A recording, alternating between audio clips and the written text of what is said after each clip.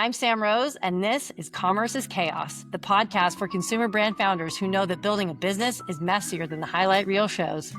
Your supplier just missed their deadline, your top product is out of stock, and your competitors somehow just launched the same thing at half the price. Sound familiar? Every week, we dive into the real problems that keep founders up at night, from inventory disasters to supply chain nightmares, because surviving the chaos is what separates brands that fail from brands that scale. All right, well, I'll kick us off here. Natalie, you're director at Bullish, which is super unique because you're both early stage consumer VC, which I love, and a creative agency, which I also love. You've got incredible portfolio companies, Warby Parker, Sunday Lawn Bubble, Hally Hair. Hally, yeah. Hally. That's Kind of right. And you're not just providing capital, you're providing hands-on operational support, which is so wonderful because it's the thing, yes, we need capital as early stage consumer brands, but really you need to know like how to spend it. And it's so easy to do it wrong. And I was reading your background, which is so incredibly impressive too. Journalism at Forbes, and then you were on platform at Lerer Hippeau, head of content at Thingtesting, of course. So I'm curious, given all of that background, what's the framework that you've sort of developed for yourself in evaluating which brands you're going to approach as investment opportunities? Yeah, it's so interesting because I kind of have just been in consumer my whole life. Looking back at it, because when I was at Forbes, I was working on the food and drink list, which involved a lot of CPG food and bev brands. I went to Sir Kensington's and wrote about them. We put Siete, which was a huge, incredible exit this year with an amazing founder story on the under 30 list. So I kind of was hovering around that area for a while. And then Lerer Hippeau had some really incredible consumer investments. And then Thingtesting with, thousands of brands launching every day. So I feel like when I came to Bullish, I had like a pretty decent understanding of brands that have been around a long time and also what waves have kind of occurred.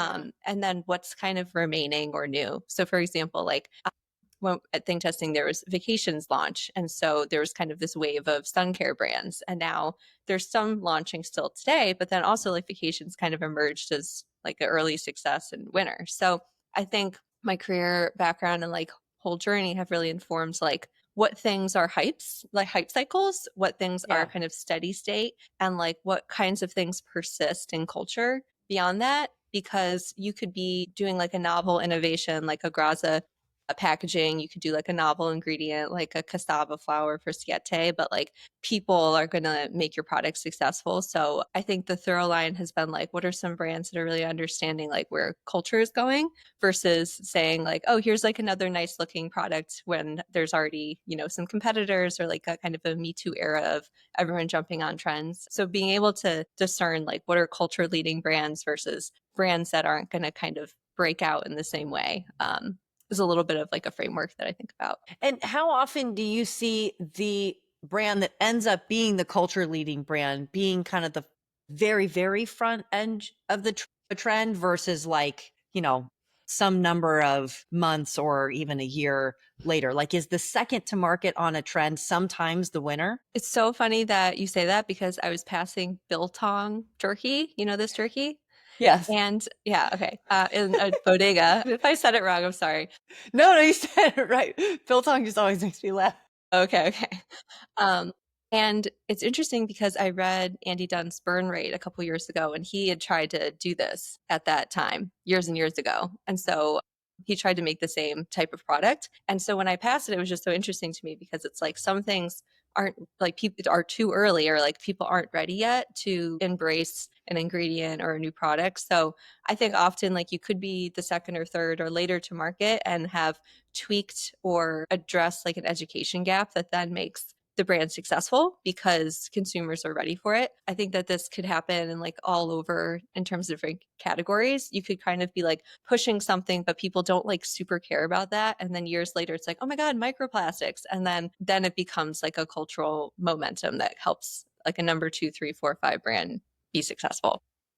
And do you bring that insight to the table when you're choosing to invest in something that is like maybe the very first, like if they are the very first, and so there's this education gap that they're going to have to lead and carry the consumer over.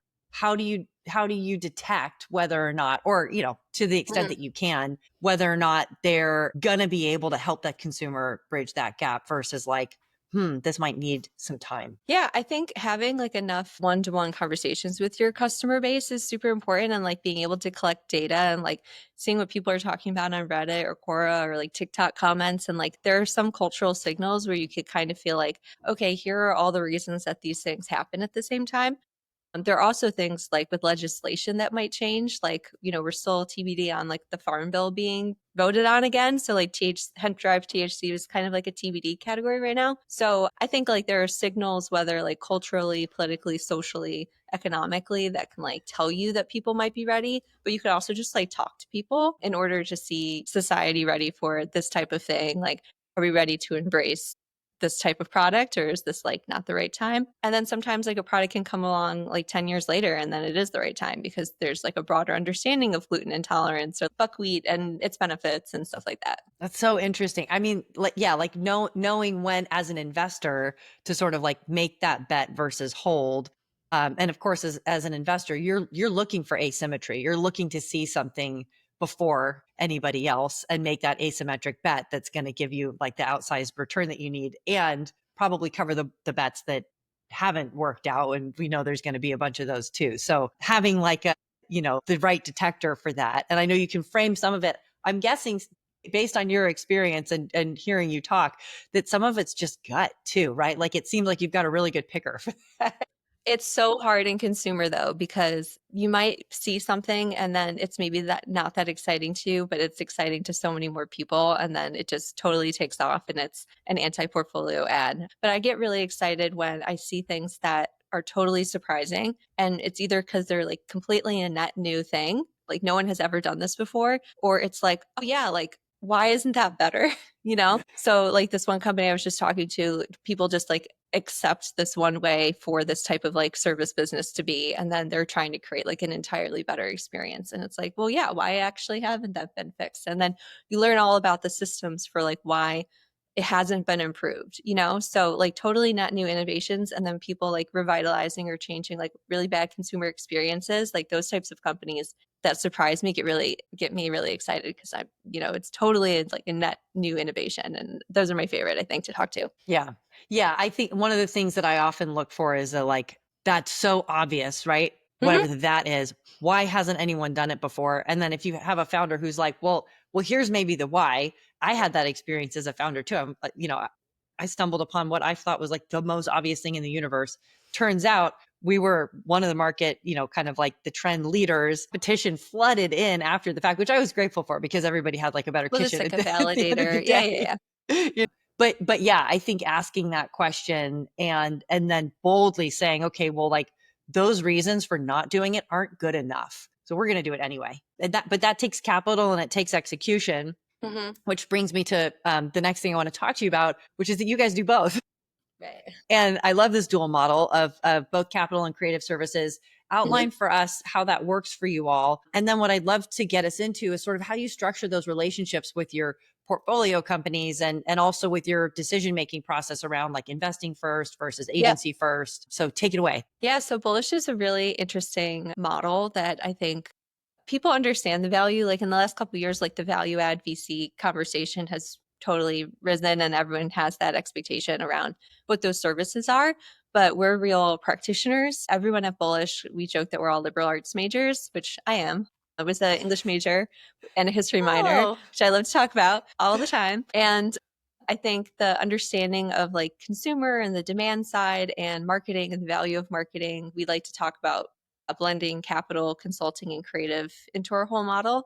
But the venture fund is, its own fund. We're operating out of fund two. We've made some really cool investments over the years. And this portfolio, we have Bandit Running, which is a performance running apparel brand. I don't know if you see run clubs going all over yeah. the place in New York. If you can't escape like the West Side Highway kind of area of running. Also Bubble, which is like a Gen Z skincare brand. So on the fund side, we look for early stage consumer investment opportunities that are pre-seed, seed, Series A, and B2C US based businesses, which means the portfolio is super broad and varied, which is really fun because we can be totally surprised by something that we get excited by. The agency will work with big external clients like Pepsi, Walmart, Nike on things from, consulting creative efforts. We'll work with, Berkshire Hathaway portfolio companies or private equity portfolio companies because they need like a marketing turnaround or transformation. So we can come in, do a rebrand, do an ad campaign, do product photography,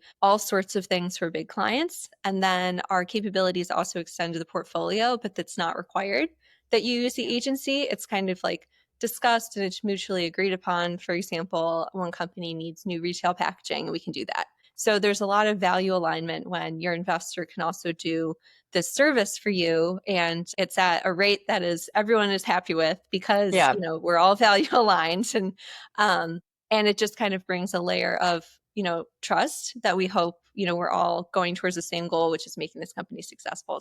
The packaging rebrands, the customer research are all relevant on the portfolio side, but I think being that first call if they need an agency is what we were hoping for there. But we've also done like extensive work for some of our portfolio companies, from like field marketing playbooks to wrapping vans, which is really fun. Nice. I don't know how they do their dimensions of that. It shrinks. Personally, I was like, so how big is it? How small is it? How do you go over the wheels? I'm very impressed by that whole side. But yeah, we work kind of across the board, and it's fun to be able to tag into things. But yeah, I think that model really shows that we care about the value that we're bringing and have real tactical practitioners like in house. Yeah. And if you can share, are you sometimes exchanging those agency services for a position in the business, aka as an investment, or is it sort of like we'll invest with you or we'll be an agency for you, but there's a dividing line there? And if it's agency services, that's more like a traditional cash agency model. Yeah, so we have it's really bespoke, but we will be investing in the company, and then it'll be decided at that point the agency involvement and what terms that looks like. Very cool. Yeah. I am guessing that there are a bunch of consumer founders listening to us talking right now and wondering for more context for how they might work with an investor like Bullish. Can you share a little bit about your investment criteria? Like aside from sort of like being on trend, which we talked about, what else are you looking for in a business, either like size or stage? I know that you said that you're multi-category, which is wonderful.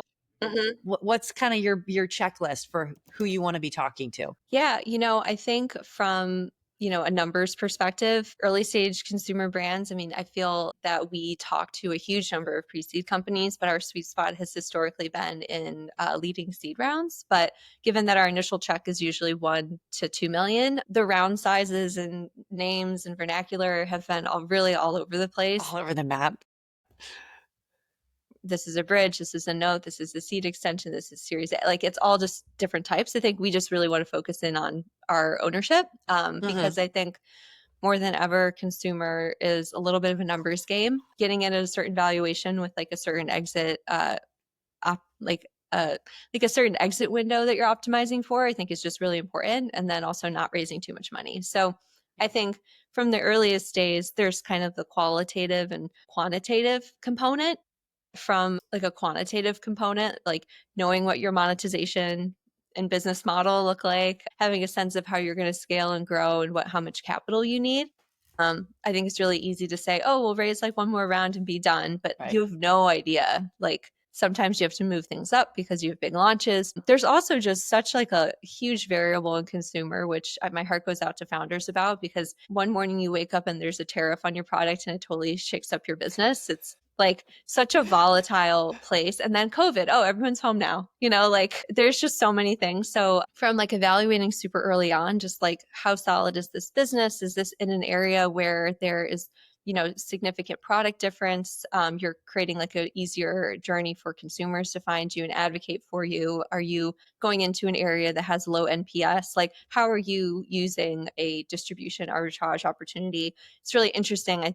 I think about this a lot, like the arbitrage, like supply chain unlock, or like the arbitrage of a distribution unlock. And like in the past, it was digital ads. So like, what are people doing now? Is it TikTok shops? Like, what's the cheap, fast way? It's like a get rich quick, but like for consumers to find you and you to sell them.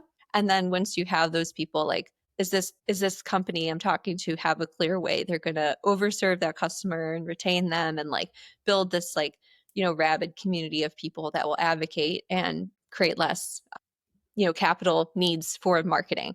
I get really scared when I see, a company wanting to put a ton of money towards meta ads. That's like not something that I personally love seeing. Anti-criteria. Anti-criteria. And then on like the qualitative side, like, I think one thing with I saw at Lerer Hippeau was like the founder is everything, like if the founder can't get you excited or show you the way or bring you on board or, doesn't follow up, it must be constantly like a trial and exhausting to have to pitch the same idea over and over. But businesses can go any number of directions, but they're people led, so we love to see like chip on the shoulder entrepreneurs who have something to prove, and they want to prove that by building like a really big business and making a ton of money. Yeah. So yeah, I mean, there's just like a ton of things I can say about what to look for, but like if I can see something that's totally new and novel and exciting, and I think the founder is like super quirky and like passionate and has tried literally every brand in their category and can tell me about it, I get excited about that. I love this. Okay, this is absolute gold. So I'm gonna run it back for us. Okay. You're looking at this through both a qualitative and quantitative lens. You're looking for, on the quantitative side, a business or especially like a founder that knows the model and is financially fluent, which is sort of like, one of my drums that I beat all the time. Yeah.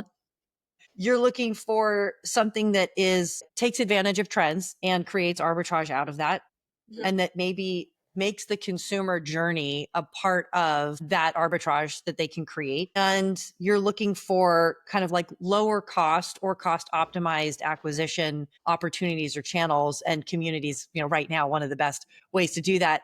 And what I love that you pointed out in that is that you're looking for products that are a trend, but you're also looking for a go-to-market strategy that's on trend, because the opportunity to arbitrage your cost of customer acquisition will follow a similar curve. And if you're too early on the adoption curve for a go-to-market strategy, then it's like, well, maybe there's not the help that you need. Or maybe that for TikTok Shop, for example, like TikTok Shop was testing on itself for a long time. And that made it really hard as a user of it to be like, okay, well, this is tried and true, but also early. So you're looking for something that's tried and true and early. Okay, that's what I got on the quant side. On the qualitative side, I got founder. And you're looking for someone who maybe has like a bone to pick with the world and who is good at telling their story and getting people to follow them. And then, of course, I think that kind of loops back into the quantitative piece of just like being financially fluent. Did I capture? I was taking notes like Banji. Did I capture it? You did such a good job. If I had to repeat what I said, I would have no idea what I said. Well, the good thing is we have it recorded. So perfect. So I can go back you'll and get say, all of the attribution. Yeah. I think one other big piece is like we're looking at brands, brands are different from products because brands want to create a loyalty or an affinity and like build something that represents something and stands for something and creates an identity and experience, right? So I've seen plenty of companies that are products and they can be great products, but they're not brands, and there may not be the ambition there to create a brand. It's a product, so that could be really tough because you could have like an incredible lifestyle business selling a product, but is this going to be like a category defining brand? Maybe, maybe not. And that's also, I think you can appreciate this too. It's like, when do you bring adventure? When do you raise debt? Like, when do you get like enough money to kind of get things going and get moving? So all of those things are on the table with the early stage consumer. Yeah. And I think one thing that you touched on that people would really value hearing is if I'm a founder that has just one product, how can I be a brand with that one product? Do you have a way that you look at that? Well, I mean, I don't know why I keep talking about, Vacation's a great product. I have it. I use it all the time. But how they've thought about leaning on the fragrance, for example, like in building out perfume. So I think, and also Hero Cosmetics with their pimple patch, right? So I think having like a buzzy initial product, and I have my Graza, olive oil over there, deciding like, how do you build a universe around these products to build out like what else do people need if they're using this, if they really love this experience of the product, what else would they love? So I love also looking at decks where they center around maybe one ingredient, and then it totally surprises me what else they want to do with this ingredient, because I guess that can go in that too, and then it can go in there, and it can go in there. So I think just like really talking to your customers about how they're using the your product and like what other things do they want to reach for if you've already kind of been able to get them in the door so you can like upsell, cross sell and bring them back in. And that's a big piece of retention. So it's totally fine to have like incredible hero products, but like use that to jump off and get people super excited about what you want to sell them next. Yeah, I think thinking big in terms of storytelling Yeah. is kind of one of those unlocks for single brand, or sorry, for single product founders of a Yeah. brand, and looking at the whole thing, the whole Mhm. kind of entity of the brand as an experience and a relationship with your customers. Yeah. And you don't want the relationship to die after like a single purchase. So, well, what Mhm. else are you going to say? And Yeah. you can't ignore that piece of it, which I think is a trend that I see all too often. Is like, okay, we made a killer product, and where is everybody? Right. Right. Where are you? Totally. I actually think condiments are a really good example of this because if you were leaning into, like no seed oil dressing, you have a huge opportunity to build out different flavors and different ways to use that. I have partake cookies over there. Like, how do you transpose like ideas and feedback into new things? And as a consumer, like getting really excited about a brand I already love launching a new product, I think is a great feeling because you're like, oh wow, like duh, I'd love to include that kind of in my purchases. So yeah, I think with Thingtesting, we saw so many product launches too. It's just like cool to see how many people go to market with new creative ideas to like capture attention, given that you don't have infinite money to spend on that every Yeah. time. Yeah. I have a couple more investment focused questions for you. I promise I'll move on to other stuff. Whatever you want to talk about. Is there is there a quantitative level of traction that you're looking for when a brand comes to you, and what, if you have one, what makes it right for Bullish? Any numbers that you can give people listening that are like, oh, okay, this is the right phone call for me to make right now? Yeah, I think early stage investors have a really hard time answering this if they don't have like definitive number because everyone wants to see everything and tend to be as early as possible.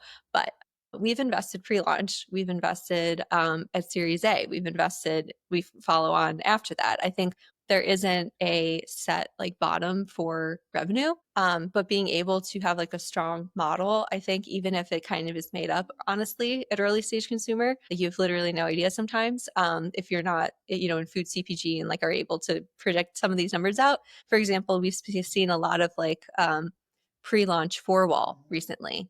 And it's tough, right? Because, you can't get occupancy numbers out the door and like understand what AOV looks like. I think like a clear understanding of how you'll be growing with that seed round or with the round that you're currently raising is really helpful. But we don't have like a bottom for like revenue. We would be, open and talk to pre-seed, pre-launch, seed, and A kind of on a mixed basis all the time. I think it is just really important to know like how are you going to make money and are you for sure consumer because there are companies that have pivoted to be. Tell me more about that. Well, I think it's just there are some companies where this happens too, where we'll meet with a company and say, oh no, sorry, you're too B2B for us because we do B2C. We need a consumer paying. And then they'll come back and say, okay, we're actually B2C now. That's just kind of tough. I think not being sure if the company is going to actually stay B2C is a little bit of a challenge, especially because that's our mandate and that's where we can be the most helpful. So I think having like a clear sense of how you're going to make money and who you're selling to and how you're going to grow are kind of like the baseline questions. But we won't say no because something hasn't launched or hasn't made like $1 million in revenue in the first year or something. Okay. That's great. That's super helpful. I think one word that we use as investors a lot is conviction. Yes. I mean, sometimes I think it's overused, but I'm gonna celebrate it for a minute, and because I think it can be really helpful. And I'm tying this back to some of what you shared earlier about what you're looking for in founders.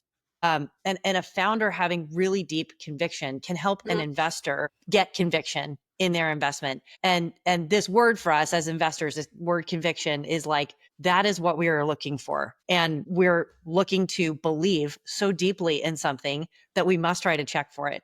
And what we need for that, or at least what I need for that, what I think what I'm hearing you need for that is you need the founder to believe that too. right?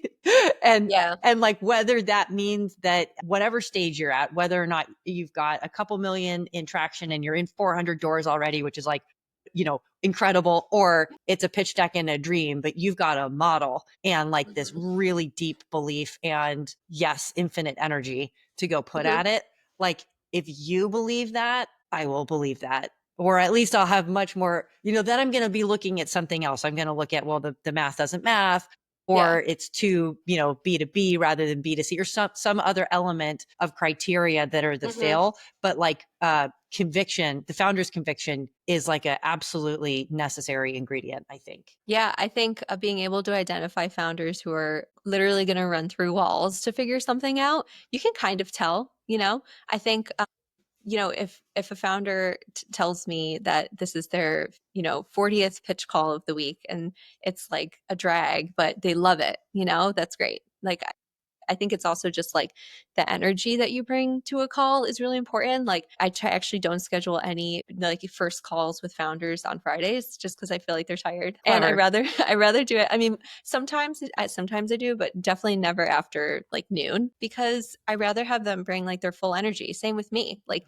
we want to bring as investors like the best first impression, like you've done your homework, you're bringing the positive energy, and you're asking like smarter questions. If you expect the founder to show up having done their homework and like know how to pose it to you, then you should kind of do the same. So I think founder conviction, if founders don't have conviction for what they're building for the next like 7 to 10 years, like investors surely like can't like motivate or cheer it into existence. Sometimes you can invest in a company because you think the product and idea are amazing, but then the founder doesn't work out, and then that's the leader. The company can't exist without each other unless you bring somebody else in. I had an investor tell me once, if it's not a hell yes, it's a hell no. And I think that's true. But then I also kind of like to think about conviction as like the potential upside massively outweighs the concerns that you have, and then you strongly feel like the company will be successful. So you might have hesitations, you might have concerns, but like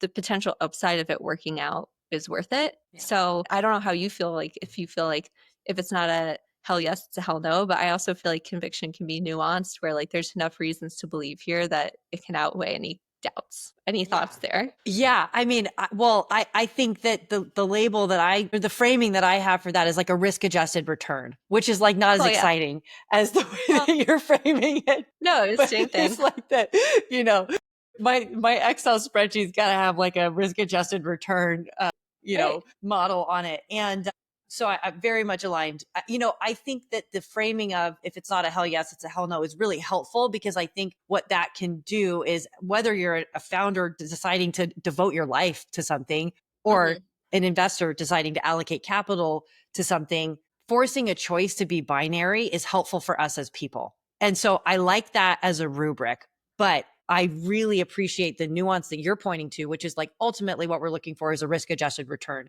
Are the odds of this working out higher than the odds of it not working out? And is there some asymmetry that we can extract from it that will allow us to, like deliver a great return to our investors, or as founders to our time? Yeah. And I inhabit this really weird world of being an investor and an early stage B2B founder at the same time. So I invest in consumer brands, and then I'm like, half the time I'm sort of like with my adorable baby of a product in my hands, I'm sort of like, do you like it?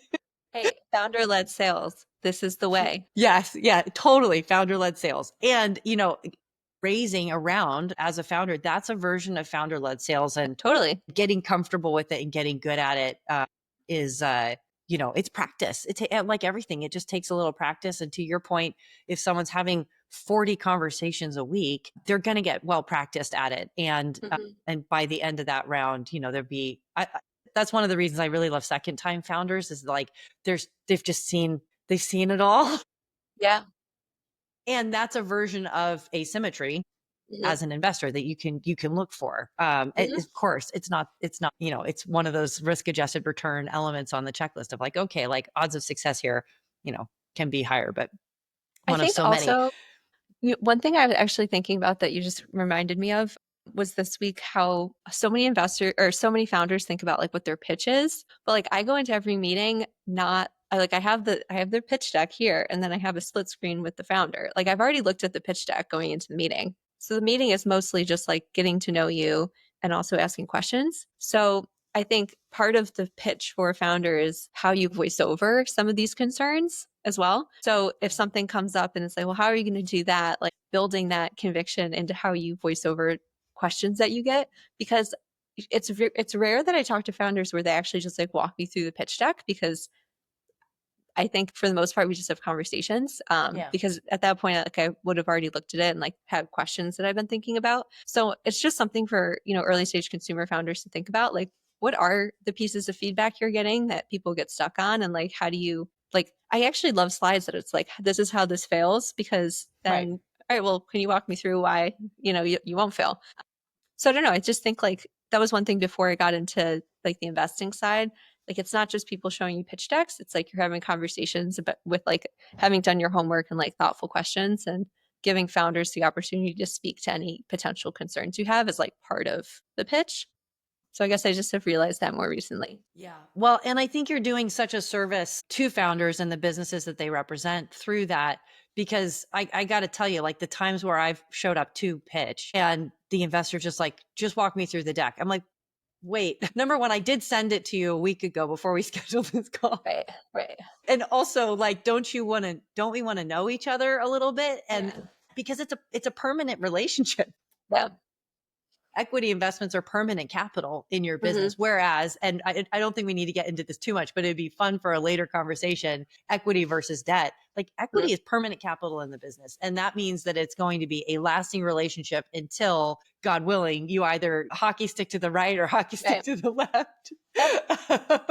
Yeah. And that kind of like, conversation and relationship building and respect is so much a part of looking for good signal for founders for like, is this investor a good fit for me? Yeah. Yeah. Well, one thing while we're talking about pitching, this is like something I've been thinking about too.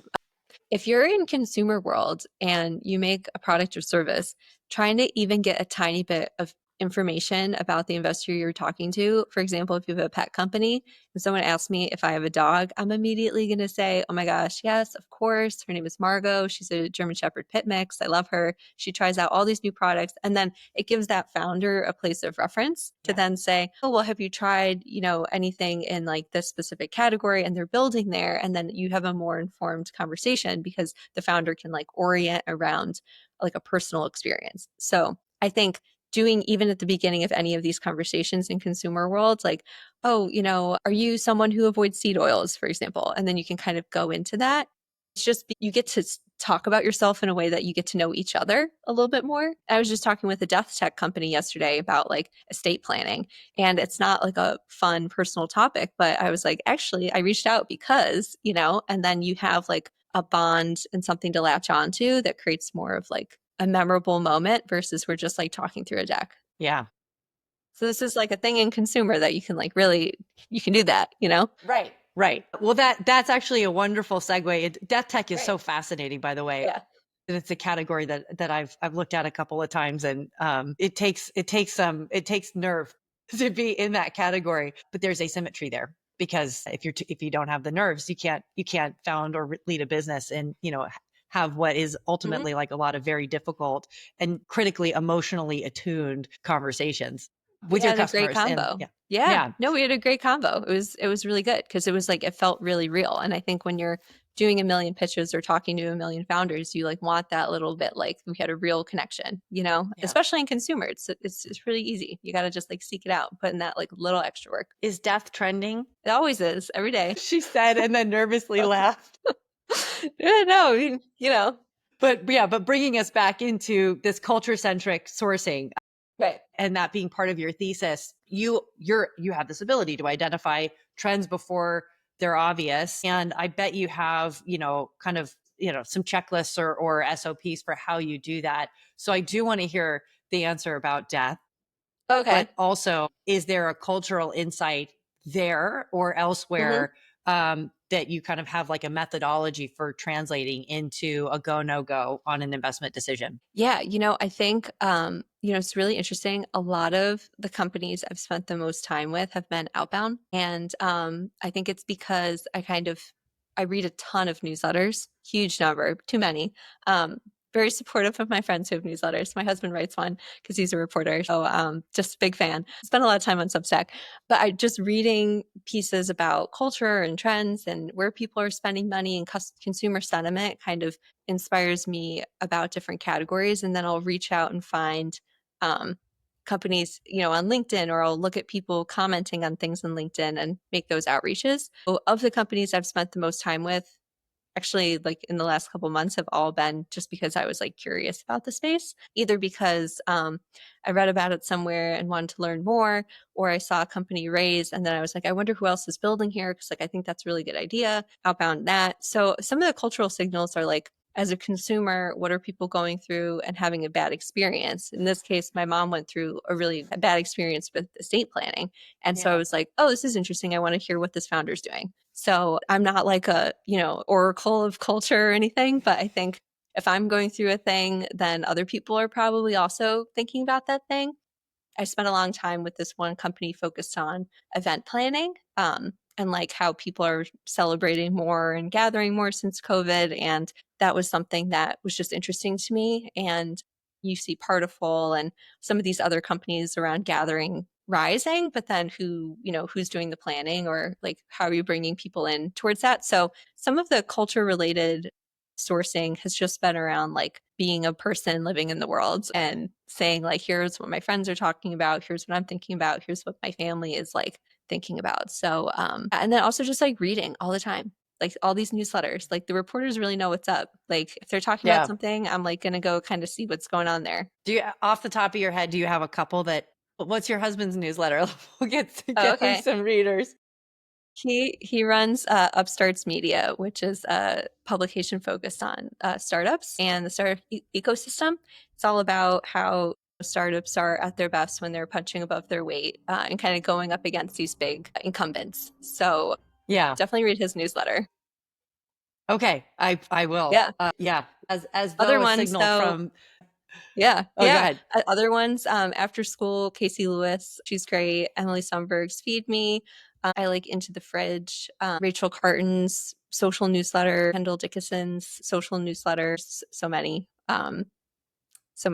like trend newsletters. Also, I love pre-seed funds newsletters Yeah. because I see what they're investing in, and then I think it's really cool, and then I reach out. So I follow a lot of pre-seed funds newsletters. Great. Yeah, that's a great way to source, like interesting new companies to talk to. And are there categories right now or models right now that you're seeing lots of opportunity in versus like stuff that might be oversaturated? Answer either one or both. Yeah, I think we can always see consumer AI. There was a big wave of it, I think, a while ago. I have not really seen a ton of consumer AI recently. I think a lot of people were all, for example, going after like family family organization tooling calendar type to-do list stuff for a while, like a number of like consumer AI applications that I'm not sure like how they're doing now, but it's just I think really tough in that category. So I haven't personally seen like a huge number of that,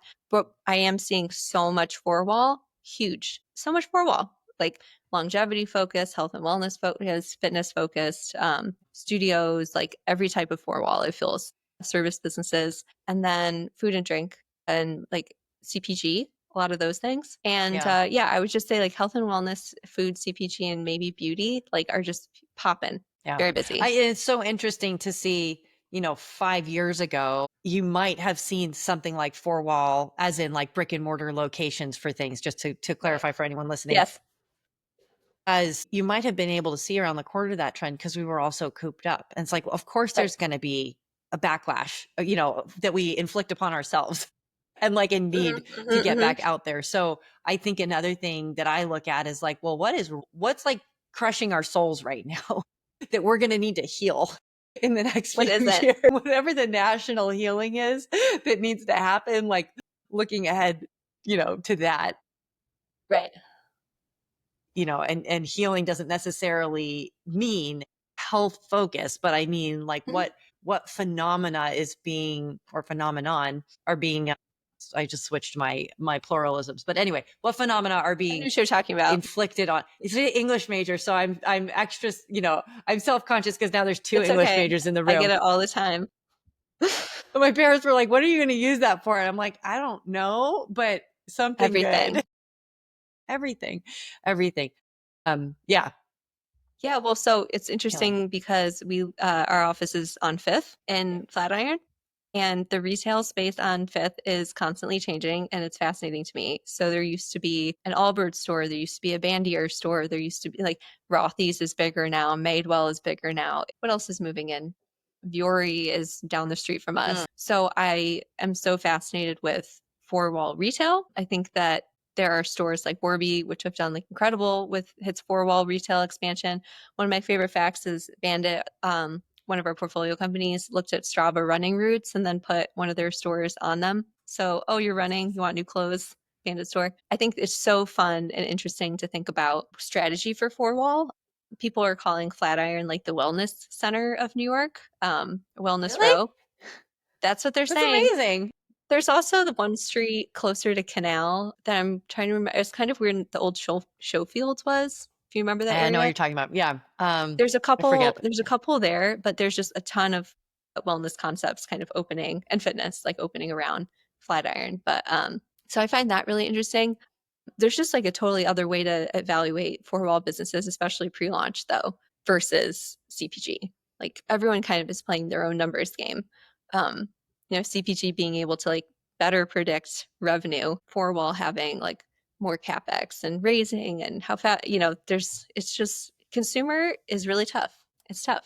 There's a lot of it. It's tough because it's so big. It's our lives, and Yeah. I think that's one of the things that has perpetually drawn me to it as a category is it's, if I take a dark view to it, I'm like, I don't know, I kind of just work with stuff, right? And then like I feel self-conscious about that. And then if I think about it differently or I'm in a better mood, say, I'm like, but this is our lives. And it's the things that we choose to surround ourselves with. And it's the makeup of our day, of our families, and of our health. And so what better way to serve each other than to pay attention to the things that we are putting in our lives? And that's the story that I tell myself when I'm feeling down about.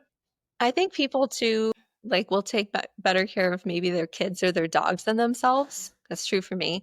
I had like a bowl of some old cereal we had, but my dog is on like very nice. She has a great stack of items. She's got her Fi GPS collar and she has her like small batch dog food and all the things. But yeah, I think people put a lot of energy or thought into brands that they feel loyal to, but then also we're increasingly not loyal. So like what is going to be driving you to continue to repeat purchase? There are so many brands that, I've tried and not repurchased for a number of reasons. Either I don't love the product, it's too expensive. Once you find things that you really love to have in your home, they're like part of your lives. And I think that's what the big opportunity in consumer is that you're part of someone's life. I get on my phone, I can see how many steps my dog walks, and that makes me feel glad we had a fun day, Yeah. So if you're not like aiming on how you fit into somebody's life and making it better, optimizing for, their happiness and improving how they're living, I think that's like where the big opportunity is. How do you become part of people's lives? I can't think of a better note to end on. Oh, great. Well, thank you so much for sharing of your Friday. I have to say for Friday, we're both pretty energetic. So we're on kudos it. to us. We are on. Come pitch. Come on down. Last little question for you. Where can people find you and how can they be helpful to either you or to Bullish? Yes, LinkedIn. Spend a lot of time on there, Natalie Sportelli. And then my email is also natalie@bullish.co. I'm pretty good at email. I'm not very good at texting, so I'm not going to get my phone number out. But yeah, you can find me there, and then you can learn more about Bullish on bullish.co. We also run a newsletter, so you should sign up for that because we have a lot of good content in it. I bet sometimes that newsletter features other newsletters. Hey, listen, I've had a newsletter, a written one for so many years now because you got to write. It's just something that is fun to do. So big value there. It's a lot of work though. Thank you so much. Cool. Well, really thanks for having appreciate me it. on. And yeah, we'll do it again. Thank you. Let's do it. Bye. Thanks, Sam. Awesome. Thanks. Thanks for joining us for another episode of Commerce is Chaos. If you're listening, I have a feeling you know just how much good leaving a 5-star review can do for a team. Drop us a review on Apple Podcasts and subscribe to Commerce is Chaos wherever you get your podcasts. Don't forget to subscribe to our Substack, also called Commerce is Chaos, for more good stuff and actionable tools to build your business.